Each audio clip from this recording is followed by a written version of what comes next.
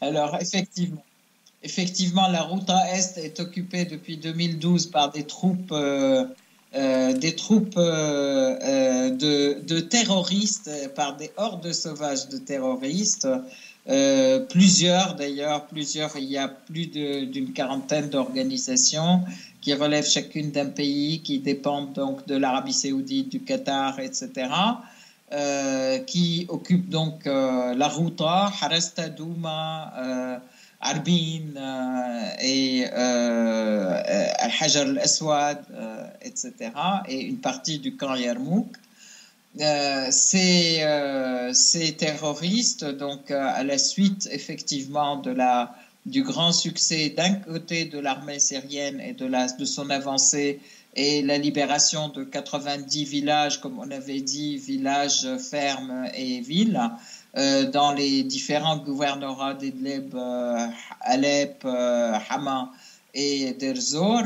Ils ont commencé à s'attaquer à la population civile, à la population dans les quartiers de Bab Touma, Bab Shar'i, Sharour, etc., Jaramana. Et il y a des dizaines de morts, des dizaines vraiment de morts et de blessés. Les obus sont envoyés systématiquement aussi à l'heure de sortie des écoles, donc ils visent particulièrement les enfants, à 1h30 de l'après-midi, à la sortie des écoles, où les parents attendent les enfants juste devant l'école. Et ça a été de vrais carnages à chaque fois, un vrai massacre aussi de population, d'enfants, de parents, des femmes, des jeunes filles, des enfants qui reçoivent à la fois, s'ils ne sont pas morts, ils sont très violemment blessés par les éclats d'obus et les éclats de missiles. Je voudrais dénoncer le fait qu'il y a des missiles particulièrement Meurtrier. tueurs, je peux dire, et criminels, parce que c'est un missile, quand il éclate, il dégage tout un tas de petites boules qui contiennent elles-mêmes d'autres boules et qui vont se répandre encore plus loin, et quand elles touchent les gens, elles rentrent dans leur corps et s'explosent à l'intérieur. C'est particulièrement criminel, particulièrement Horrible. comment dire, pardon? Horrible. C'est tout simplement horrible. Et particulièrement, oui, horrible, carrément horrible. Je peux dire qu'il y a eu pas mal d'enfants qui ont été tués et des parents qui ont été tués. Et c'est un vrai massacre, c'est un crime contre l'humanité, un crime vraiment, une véritable volonté de, comment dire, un véritable... je ne dirais pas, je n'irai pas jusqu'au génocide, mais ça en est pratiquement, puisqu'ils tirent sur une population qui mène une vie quotidienne, qui ne leur a rien fait, et qui les agresse et qui tue, etc. Donc les couloirs et les hôpitaux dans le secteur ont été particulièrement encombrés. La Syrie, en fait, Damas a vraiment baigné dans le sang, aussi bien dans le quartier Bab Touma, Bab Shar'i, ces 15 derniers jours, que dans les quartiers de Mazzeh aussi, 86, que dans les quartiers de Sharour, Zablatani. Ils tirent sur les lieux surpeuplés à des heures où tout le monde est dans la rue. C'est vraiment des crimes horribles à dénoncer et à condamner et à faire condamner systématiquement.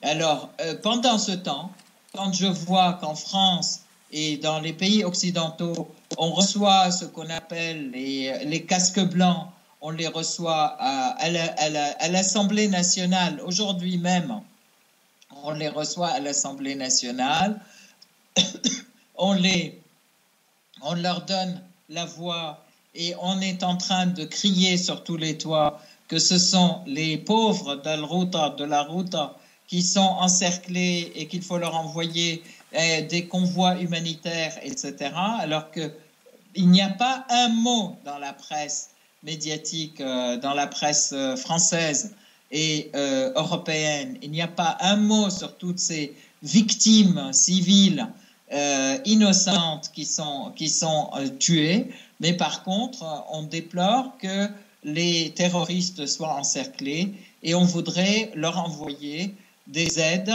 humanitaires, entre guillemets, mais ce sont souvent des aides d'armes et de munitions qui leur arrivent.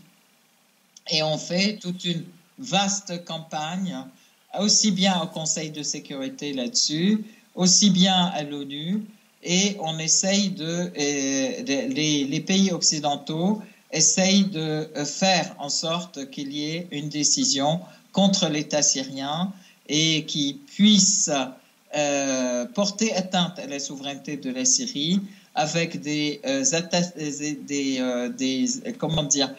accusations complètement mensongères de crimes contre l'humanité, puisque ce sont des terroristes qu'on encercle et qu'on essaye, mais pour eux, ce sont les révolutionnaires démocrates.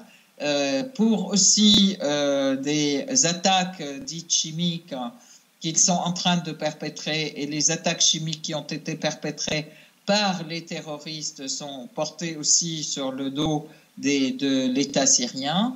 Donc, tous ces mensonges des médias occidentaux nous font vomir, vraiment.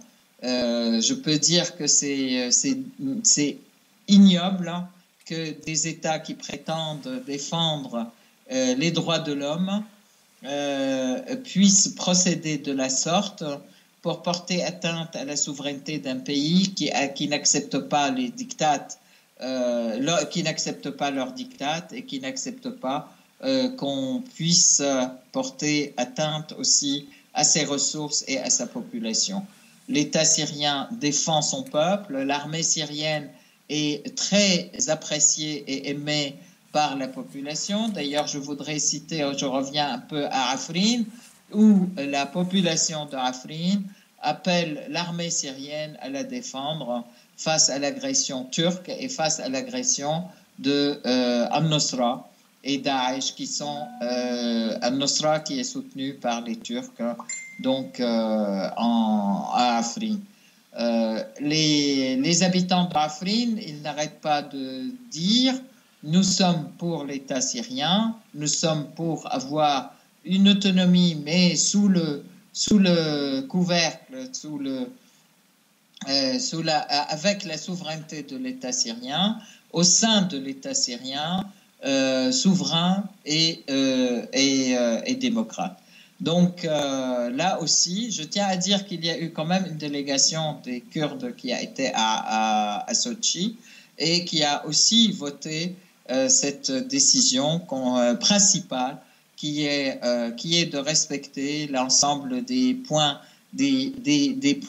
clés de la souveraineté de la Syrie, qui sont donc la souveraineté territoriale, enfin la souveraineté de l'État et l'unicité territoriale, l'unicité de la population, et puis l'ensemble des symboles, le respect de l'ensemble des institutions et des symboles de l'État syrien, y compris l'institution militaire, qui est l'institution de la présidence et l'ensemble des institutions démocratiques de la Syrie, en fait de l'État syrien. Donc là-dessus, on est clair, je veux dire, et il est important de pouvoir faire la part des choses. Les terroristes sont appelés par les médias occidentaux les révolutionnaires et les démocrates. Je voudrais rappeler que Syria Charity est aussi une organisation qui collecte de l'argent pour les terroristes. Les casques blancs sont les terroristes qui changent de casque et qui deviennent, une fois ils ne sont plus coupeurs de tête, ils mettent le casque et ils essayent de monter des scènes aussi pour montrer qu'ils sont en train de sauver la population. Le chimique n'a pas été utilisé du tout par l'État syrien. Je rappelle quand même que Khan Sheikhoun, comme Khan al-Assal, comme Adouma, l'État syrien a toujours demandé à ce qu'il y ait des commissions d'enquête objectives et honnêtes qui puissent venir faire des prélèvements et qui puissent faire l'enquête. Ces enquêtes ont systématiquement été rejetées par les pays occidentaux, donc par les États-Unis, la France, l'Angleterre et l'Allemagne. Et ils ont toujours manigancé des rapports, des faux rapports qui ne se basent pas sur la réalité. Donc, je rappelle aussi que la Syrie s'est défaite complètement de toutes ses armes chimiques. Elle a signé en 2013 l'accès aux pays sans armes chimiques, et elle a fini la destruction de toutes ces armes chimiques en juin 2014. Et en juin 2014, il y a eu même une attestation de cette commission de contrôle, en fait, de la commission de contrôle des armes chimiques qui a dirigé l'affaire et qui a déclaré qu'il y avait une très grande et une excellente coopération avec l'État syrien. Et cette attestation existe, et de l'ONU, donc de cette commission de l'ONU, et qui est là. Alors que les rapports actuels qui sont trimballés par les Américains sont des rapports de commission qui n'ont rien de spécialisé et qui ont cédé aux pressions américaines. Qui ont été politisées, oui. Politisées, voilà. Elles ont été politisées. Alors. Absolument. Alors, Essar. Tout à fait. Vous avez évoqué les casques blancs, les fameux casques blancs. Vous avez évidemment évoqué le front al-Nosra. Alors, cette information, elle date de quelques heures, hein, puisque elle est tombée il y a peu de temps. Il y a une alerte a été donnée sur un false flag en préparation, justement par les casques blancs et le front al-Nosra, dans le gouvernorat d'Idleb. A averti donc le centre de coordination russe en Syrie aujourd'hui même. C'est-à-dire, c'est le centre de coordination qui s'occupe de la pacification dans les zones de désescalade. Et un témoin aurait vu des stocks d'armes chimiques, enfin des stocks de produits chimiques arriver dans le secteur d'Idleb avec apparemment des informations sur la préparation d'un false flag, d'un crime sous faux drapeau, hein, d'une attaque chimique sous faux drapeau, comme à Khan Sheikhoun, hein, comme à la Ghouta de l'Est en 2013, c'est-à-dire une tentative, encore une fois, d'incriminer le gouvernement syrien. Voilà. Encore une fois, donc il faut s'attendre à un coup, un coup comme ça dans quelques jours, peut-être dans quelques heures, de la part de ces terroristes et de leurs sponsors occidentaux. Tout à fait. Alors, je voudrais rappeler effectivement, parler de false flag et d'attaques qui ont été faites depuis 2013 jusqu'à aujourd'hui, depuis Khan al-Assal. Et à chaque fois que l'armée syrienne avance, on invoque toujours cette attaque chimique et, comme par hasard, systématiquement, dans les lieux qui sont sous contrôle des terroristes. Et et en plus, il n'y a jamais eu une volonté de faire une véritable enquête. Forcément, les Américains ne voulaient pas, alors que la Syrie, à chaque fois, demandait à ce qu'il y ait une enquête réelle qui soit faite. Hein. Et ce sont les Américains et les Occidentaux, donc c'est les pays de l'OTAN, qui refusent à ce que cette enquête se fasse en bonne et due forme, forcément, parce que elle va condamner les troupes qui sont soutenues par eux, les terroristes qui sont soutenus par eux. Donc, ça ne m'étonnerait pas, effectivement, puisque là, il y a une alerte qui a été détectée et il recommence ce scénario d'armes chimiques. Alors, c'est devenu d'un classique absolument incroyable pendant ces 7 années de guerre contre la Syrie. Et à chaque fois que l'armée syrienne avance, remporte des victoires. À chaque fois, on a des contre-attaques qui sont bien soutenues par les Américains, les Américains, les Turcs, les Israéliens, et puis les forces dites de coalition qui sont sous direction américaine. Il y a à nouveau des munitions et des armes nouvelles qui arrivent, comme d'ailleurs celles d'Al-Nusra qui ont attaqué l'avion russe. Comment dire, c'est des missiles sol-air, hein, ouais, les Manpad, donc anti-avion. Voilà, c'est à chaque fois aussi des attaques aux armes chimiques qu'on met sur le dos de l'État syrien, ou des massacres aussi qu'on met sur le dos de l'État syrien. On se rappelle quand même, depuis le début, c'était les terroristes qui faisaient des massacres et qui criaient « Ah là là, c'est l'État syrien qui fait les massacres de la population civile ». Donc en fait, c'est le même scénario, c'est devenu connu, très connu, archi connu. Et maintenant, il est important de prendre les devants et puis de dénoncer tout ceci.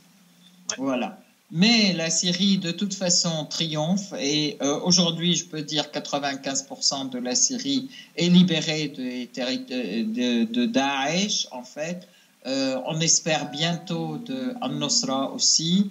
Et bientôt la Syrie retrouvera sa souveraineté sur tout son territoire, et y compris le territoire qui est à l'est de l'Euphrate, qui est un territoire syrien, purement et simplement, et elle la retrouve de toute façon l'unité de sa population aussi, puisque maintenant même les Kurdes découvrent aussi à quel point ils ont été dévoyés par les Américains et par ce prétendu objectif d'État kurde.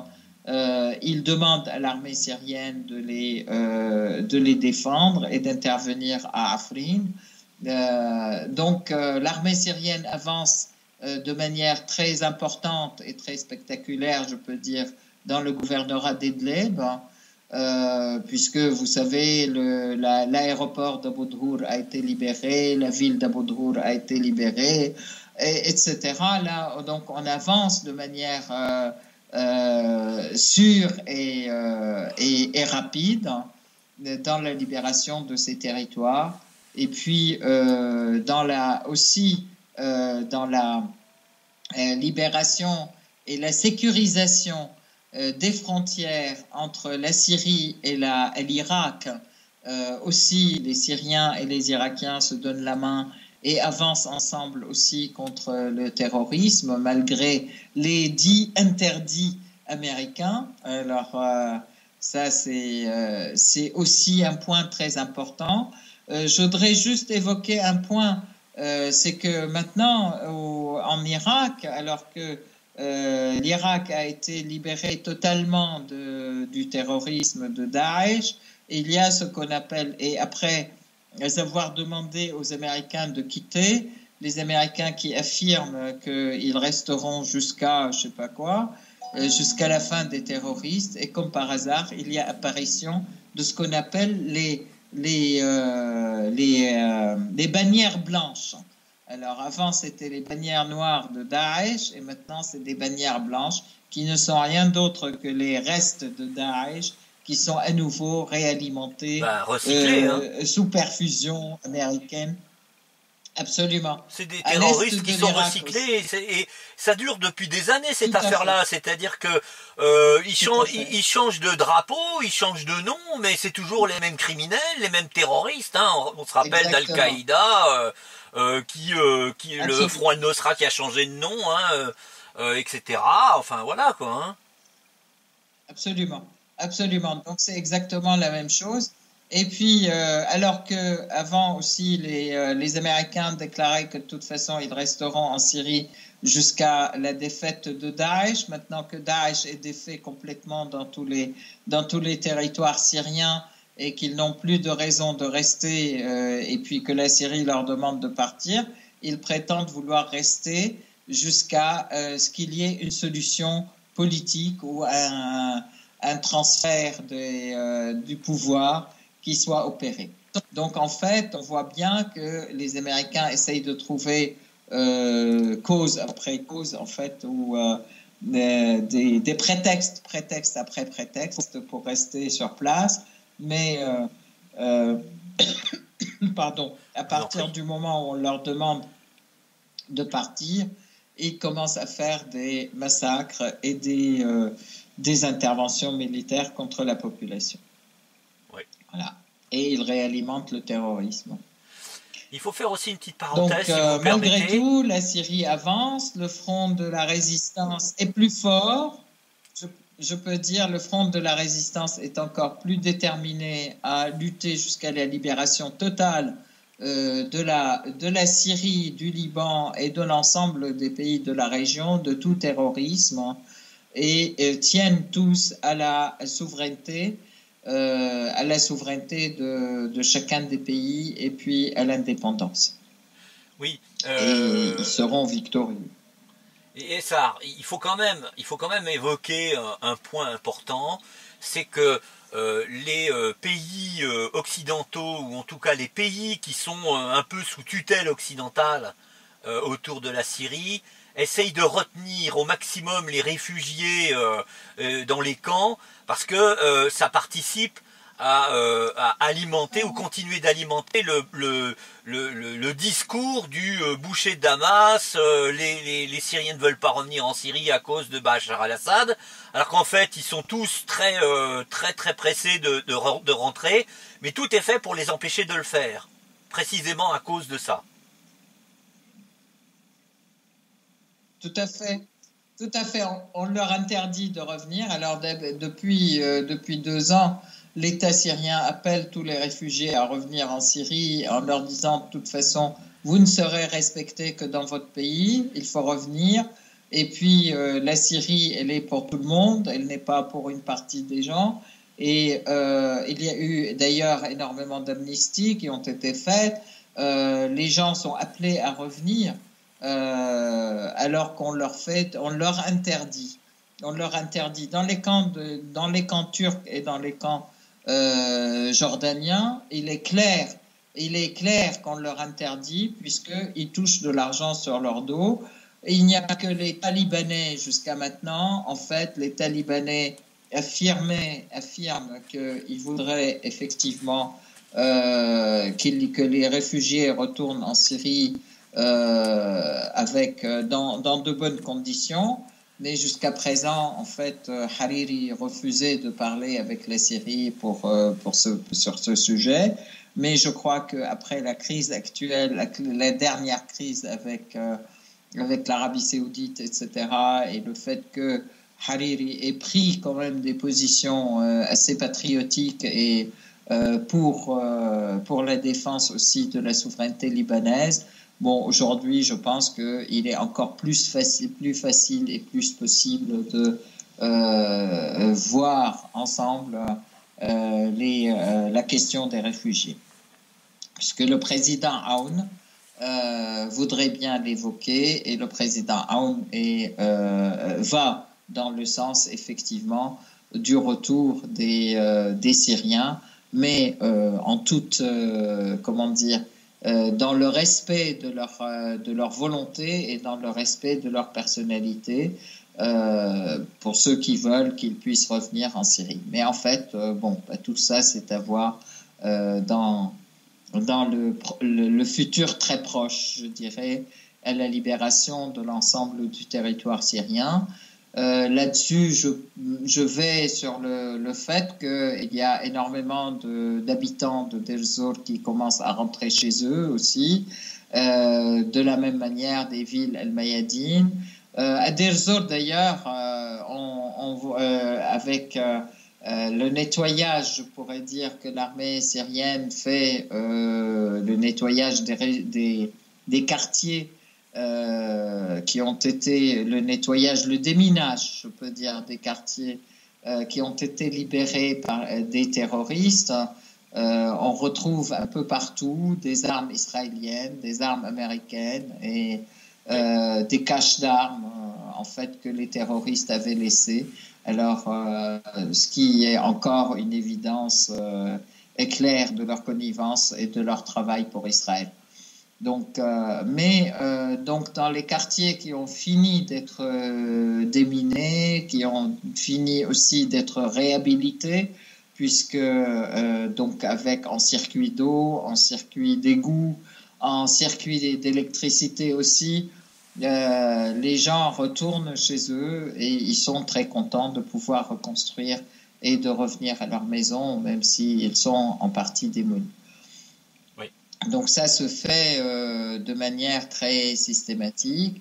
Par ailleurs, je peux dire, bon, comme d'habitude, on revient un peu sur le volet créativité artistique et puis en fait l'attachement, je peux dire, des Syriens non seulement à la vie mais aussi à montrer qu'ils sont là, ils ont une volonté de vie, ils ont des qualités, des performances, des créations, des créativités qui n'ont pas été abolies ou démolies après les 7 ans de guerre, au contraire qu'ils s'attachent à la vie et de manière très, très belle. Il y a eu donc des expositions, pas mal d'expositions à Damas en fait, qui reprennent le thème fabriqué en Syrie. Donc ça, ce sont à Damas, en Syrie, à différents endroits en Syrie, différentes expositions et salons du fabriqué en Syrie pour montrer qui montre le redémarrage de l'industrie syrienne. Maintenant, ils ont participé aussi à un salon en Irak du fabriqué en Syrie, et là aussi ils participent à un grand salon aussi du chemin de la soie, et c'est le Khan al-Harir en fait aussi fabriqué en Syrie. La Syrie y participe grandement et fait vraiment de très belles performances. Il y a eu aussi des films qui ont été primés. Je pense récemment donc au dernier film du jeune Al-Muhannad Kalsoum qui s'appelle Les Toits de Damas, qui a été primé en Pologne. Dans un festival du court-métrage en fait. Il y a systématiquement en fait des participations donc aussi au niveau au niveau du foot, au niveau du handball, au niveau du basket, les